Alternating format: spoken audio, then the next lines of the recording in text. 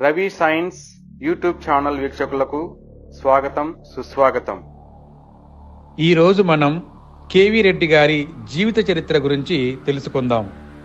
Telugu cinema తొలితరం అద్భుత దర్శకుల్లో ఒకరు KV రెడ్డిగా సుపరిచితుడైన Kadiri Venkatareddy గారు. ఈయన మద్రాసు విశ్వవిద్యాలయంలో ఫిజిక్స్లో హానర్స్ చేసి ఒక సినీ కంపెనీలో అకౌంటెంట్గా ఉంటూ సినీ దర్శకత్వం మీద పట్టు సాధించి మిత్రుడు ప్రొడ్యూసర్ మాట సహాయంతో దర్శకుడుగా తన సత్తా నిరూపించుకున్నాడు. భక్తపోతన, పాతాళ భైరవి, మాయాబజార్, శ్రీకృష్ణార్జున యుద్ధం, జగదేక వీరుని కథ, యోగి వేమన, దొంగరాముడు, పెద్ద మనుషులు, పెళ్లినాటి ప్రమాణాలు వంటి కళాఖండాలను తెలుగువారికి అందించిన ఒక గొప్ప దర్శకుడు. మాయాబజార్ సినిమా greatest Indian film of all టైమ్గా నిలిచింది. ఎంత గొప్ప సినిమాలను తీసినా తెలుగు సినీ రంగం వారు దర్శకుడి హిట్స్ ఫ్లాపులను బట్టే గౌరవించే దుష్ట సంస్కృతి జీర్ణించుకున్నది. దాని ప్రకారమే కేవీ రెడ్డి వంటి దర్శకుడికి చివరి రోజుల్లో దక్కాల్సిన గౌరవం దక్కనివ్వనీలేదు. సినిమా షూటింగ్ వేళ కేవీ రెడ్డి చండశాసనుడు. అది ఎన్టీఆర్ గాని ఏఎన్ఆర్ గాని దర్శకుడి క్రమశిక్షణ ధిక్కరిస్తే కేవీ రెడ్డి కోపానికి బలికాక తప్పేది కాదు. ఆ సీనియర్ నటులు ఆయనలోని దర్శక ప్రతిభను చివరి రోజు వరకు గుర్తుపెట్టుకుని గౌరవించేవారు. కానీ సినీ నిర్మాతలు తమ పెట్టుబడితో సినిమా అవుతుంటే ఈ దర్శకుడి పెత్తనం ఏమిటి అని మనసులో సనుక్కునేవారు. ఆ రోజుల్లో కేవీ రెడ్డి ఎదురుగా నిలబడే సాహసం వారికి లేదు. స్క్రిప్ట్ తయారీలో కేవీ రెడ్డికున్న పట్టు, దర్శకత్వంలో ఉన్న ప్రతిభ ఎవరైనా లొంగి ఉండక తప్పలేదు. కేవీ రెడ్డి గారు తన 53వ ఏట దర్శకత్వంలో తొలిసారిగా ఒక భారీ పరాజయం ఎదురైంది. అటువంటి పరాజయం చాలా మంది దర్శకులలో ఉండేదే. అయితే ఆయన దర్శకత్వం వహించిన 3 సినిమాలు వరుసగా ఫ్లాప్ అయ్యాయి. సత్యహరిశ్చంద్ర, భాగ్యచక్రం, ఉమాచండి, గౌరీ శంకరుల కథ సినిమాలు మూడింటిలోనూ దర్శకులు కేవీ రెడ్డి తయారు చేసిన స్టార్ ఎన్టీఆర్ హీరోనే. అయినా ఆ సినిమాలు ఫ్లాప్ అవడంతో కేవీ రెడ్డి పని అయిపోయింది, కొత్త ఆలోచనలు ఆయన దగ్గర లేవు అనే మాట ప్రచారంలోకి వచ్చింది.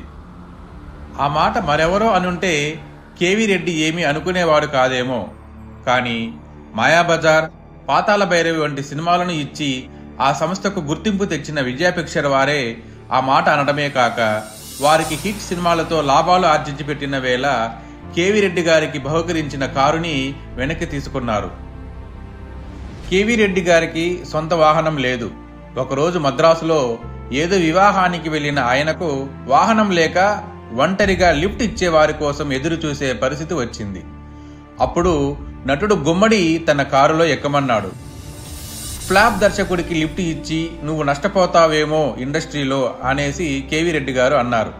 లేదులేండి, కేవీ రెడ్డి వంటి గొప్ప దర్శకులు కూర్చున్న కారు అని నేను అందరికీ చెప్పుకుంటాను గర్వంగా అని ఆయన్ని ఎక్కించుకొని ఇంటి దగ్గర దించారు. విజయ వారు కారు వెనక్కి తీసుకోవడం అనేది కేవీ రెడ్డి గారికి పెద్ద షాక్.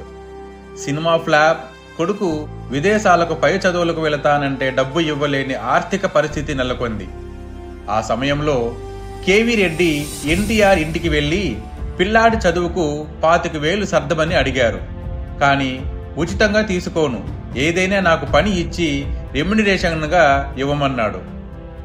ఎన్టీఆర్ గారు తాను అప్పటికే తయారు చేయించుకున్న 2 సినిమా స్క్రిప్టులు, ఒకటి చాణక్య చంద్రగుప్త, రెండవది శ్రీకృష్ణ సత్యలు కేవీ రెడ్డి గారికి ఇచ్చి మీ ఇష్టం వచ్చిన దానికి దర్శకత్వం వహించమని కోరారు. పౌరాణికాల మీద పట్టుతో శ్రీకృష్ణ సత్యను ఎంచుకున్నారు. అయితే అప్పటికే కేవీ రెడ్డి గారికి ఆరోగ్యం చెడింది, డయాబెటీస్ ఇబ్బందులు ఉన్నాయి, సెట్లో శ్రమ పడలేని పరిస్థితి, గతంలో వ్యవహరించినంత కఠినంగా ఫ్లోర్ మీద వ్యవహరించలేని భయం, ఇది ఫ్లాప్ అయితే అనే మానసిక ఆందోళన. అయితే ఎన్టీఆర్ తన దర్శక గురువు మీద గౌరవంతో కేవీ రెడ్డిని సెట్లో ఉంచి ఆయన సలహా సూచనలతో తానే ఎక్కువ భాగం దర్శకత్వ బాధ్యతలు మోశాడు. అది ఎన్టీ రామారావుకి కేవీ రెడ్డి మీద ఉన్న గౌరవం.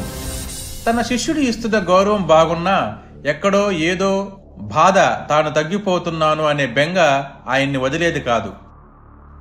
1971లో విడుదలైన శ్రీకృష్ణ సత్య హిట్ అయ్యింది. తిరిగి కేవీ రెడ్డి పాత దర్శకత్వ లక్షణాలు వచ్చాయి అన్నారు. కానీ వాస్తవం కేవీ రెడ్డి గారికి తెలుసు. తన డయాబెటీస్ వ్యాధి కంటి నాడుల మీద చూపిందని, చూపు మందగించిందని, చూపు సరిగ్గా అనడం లేదని, చూపు పోతుందన్న భయం తరచూ ఆయనని వెంటాడుతూ ఉండేది. ఒకరోజు ఏఎన్ఆర్ గారితో సంభాషిస్తూ రైలు ప్రమాదంలో తాను మరణించగా భార్యాపిల్లలు అనాథలైనట్టు కల వచ్చిందని చెప్పుకున్నారు. మీరు మానసికంగా బలహీనంగా ఉన్నారు కాబట్టి ఆ అభద్రత ఇలాంటి కలలను తెస్తాయి అని ఏఎన్ఆర్ సర్ది చెప్పారట. బీపీ, డయాబెటీస్, భార్య అనారోగ్యం, సినీ రంగంలో చిన్న చూపు కలిసి కేవీ రెడ్డిని ఒకలాంటి డిప్రెషన్లోకి నెట్టాయి. శ్రీకృష్ణ సత్య హిట్ ఆయనకు అంతగా ఉత్సాహం ఇవ్వలేదు. ఒకరోజు భోజనాల దగ్గర పిల్లల్ని జాగ్రత్తగా చూసుకో, నేను పోతే నీకెటువంటి ఇబ్బంది రాకుండా తగిన ఏర్పాట్లు పూర్తి చేయలేకపోయాను అనే మాటలు మాట్లాడితే భార్య శేషమ్మ అవే మాటలు అని వారించింది. కానీ జీవితానికి ముగింపు కార్డు ఎప్పుడో ఆయనకి ముందుగానే తెలిసినట్టుంది. భార్యకు కుటుంబ బాధ్యతలు అప్పగించిన మరుసటి రోజు సెప్టెంబర్ 15, 1972న ఆయన జీవితం ముగిసింది. అప్పటికి ఆయన వయసు కేవలం 60 సంవత్సరాలే. ఆయన మరణించిన 3 నెలలు తిరగకుండానే భార్య కూడా మరణించింది.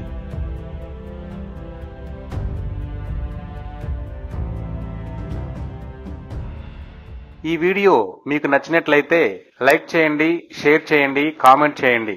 ఇలాంటి మరిన్ని ఇంట్రెస్టింగ్ వీడియోస్ కోసం మా రవి సైన్స్ యూట్యూబ్ ఛానల్ ని తప్పకుండా సబ్స్క్రైబ్ చేసుకోండి.